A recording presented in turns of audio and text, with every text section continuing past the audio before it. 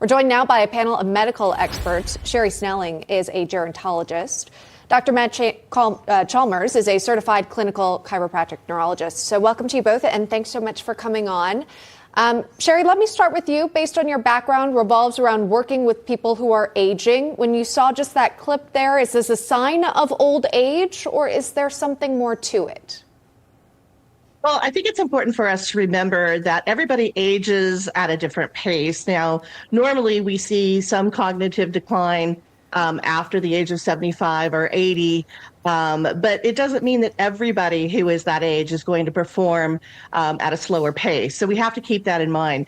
One of the things that does concern me is there are certain red flags that we look for. I do a lot of work in the dementia and Alzheimer's community, and we do know from the statistics that 1 in 6 people over 80 will develop dementia, and 1 in 3 over 85 will develop dementia. So we want to look at more than just memory. But I'd love to decouple the age from the cognitive performance, because when you think about somebody like Senator John Fetterman, who's in his 50s, there's also some questions about cognitive acuity there.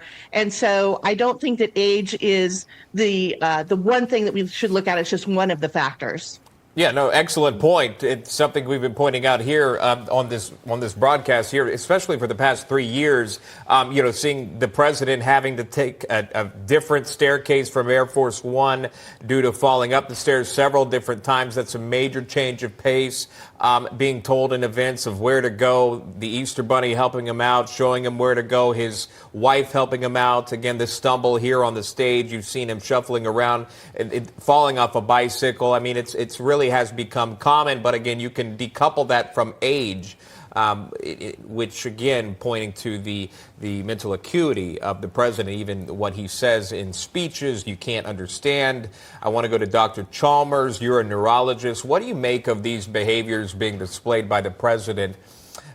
Could they possibly point to a larger neurological issue? Obviously, you're not diagnosing him here, but when you're watching someone in general, specifically the most powerful man here in this country, what do you see? The biggest thing is you just look at his gait or the way he moves. He doesn't swing his arms. He shuffles his feet. He stops mid-stride and then has to start again. That's a very common thing we see with both dementia and early entrance into Alzheimer's. Recalling facts that like happened 10 years ago. And then the big thing is that you can say he has a bad memory, but forgetting your son's death isn't a bad memory thing. It's a mental thing. So it's very obvious that we're in mental decline. We just don't know how bad. We know serving as the president of the United States is one of the most challenging jobs on this planet. You look at other previous presidents who've served, the way they just physically appear. You can see it ages them in that 4-year time span. So, Sherry, when you're watching this, what appears to be decline in real time, do you see this accelerating throughout the remainder of his term, potentially into a second term, depending on what happens in November? Well, again, we can't make a diagnosis over television, but just taking a look again, the gait is a great example that the doctor just noted. And, we're looking at other things that we pick up from newsreels. One of the things that concerns me is pullback from a lot of the social engagements or public engagements, the ability, when he didn't do the Super Bowl interview, for me, that was kind of a big one because it was probably going to be a little bit of a softball interview, at least one that he could control the narrative.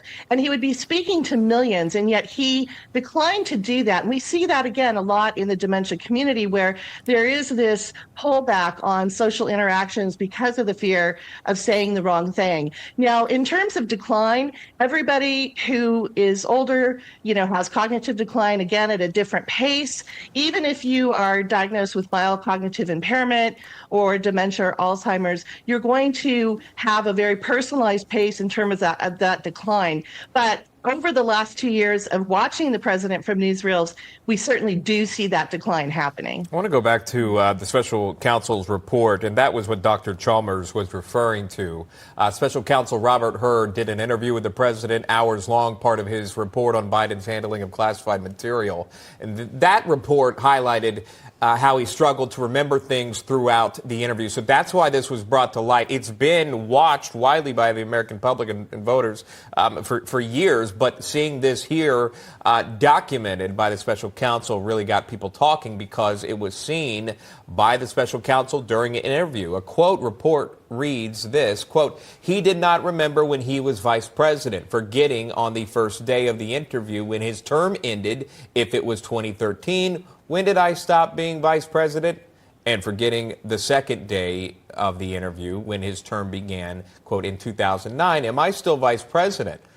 And he did not even remember this within several years when his son Bo died. And his memory appeared hazy when describing the Afghanistan debate that was once so important to him. So again, Dr. Chalmers, knowing this here, the special counsel is getting a lot of flack for putting this in his report, what he's noticed as an attorney in this deposition. Again, assessing should he put him in front of a jury. And that was one of the reasons why he did not, the special counsel, choose to put him in front of a jury. He's assessing again the president here. Is he fair to put that in his report? Did you find any issue with that? I didn't find any issue with it at all. In fact, it was important that he put it in there because it shows us the level of decline that he has. Again, he's the most powerful man in the world, and he has the power to literally destroy the planet. I don't think that we should be putting that in the hands of somebody who doesn't remember when his son died. Think for yourself, if you have children, could you forget the moment your kids were born?